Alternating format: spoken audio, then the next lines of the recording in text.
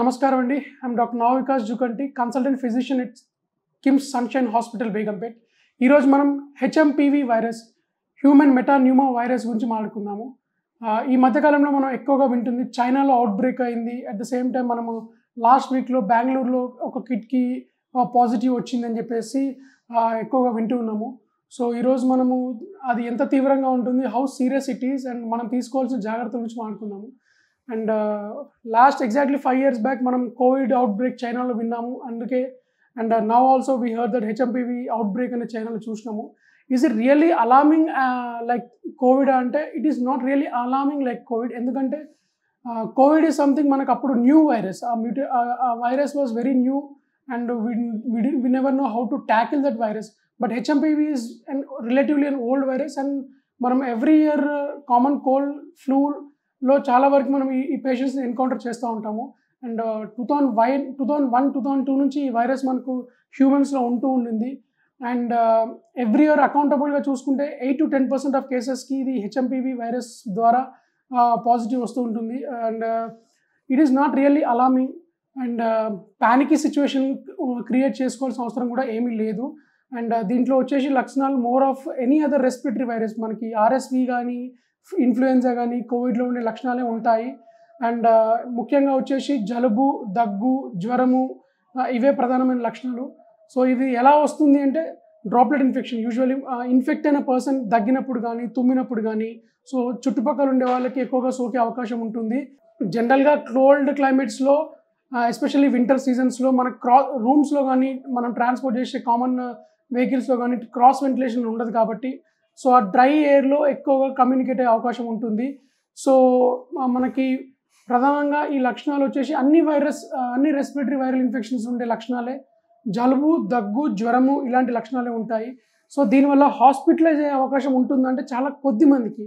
అంటే ఉదాహరణకి సంవత్సరం లోపల పిల్లలకు కానీ, ప్రెగ్నెంట్ ఉమెన్కి కానీ, వయసు 60-70 సంవత్సరాలు దాటిన వాళ్ళకి కానీ, షుగర్ కంట్రోల్ లేని వాళ్ళకి కానీ, immuno compromise patients, especially HIV పేషెంట్స్లో కానీ, సో రోగనిరోధక శక్తి తక్కువగా ఉండే పేషెంట్స్కి హాస్పిటలైజ్ అయ్యే అవకాశం ఉంటుంది.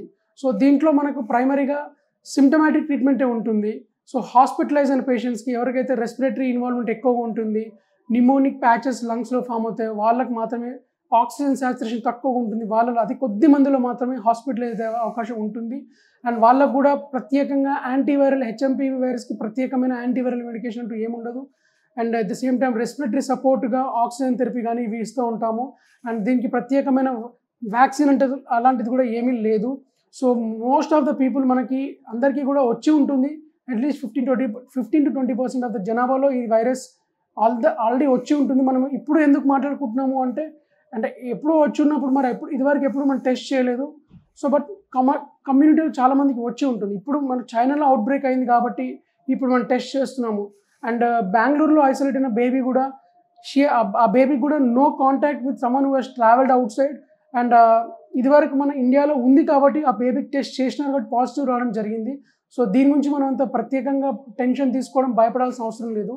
సో మామూలుగా మనం జలుబుకు, జ్వరానికి వాడే కామన్ పారాసిటమాల్ ఈ మెడికేషన్ వాడుకుంటేనే, ఎవరికైతే నిజంగా శ్వాస ఇబ్బంది ఉండడము, దమ్ము రావడము, ఇదివరకు ఏమైనా ఆస్తమా లాంటివి ఉన్నప్పుడు, అండ్ మనం ఊపిరి తీసుకునే వేగం మనకు నిమిషానికి 15 నుంచి 16 సార్లు ఉంటుంది.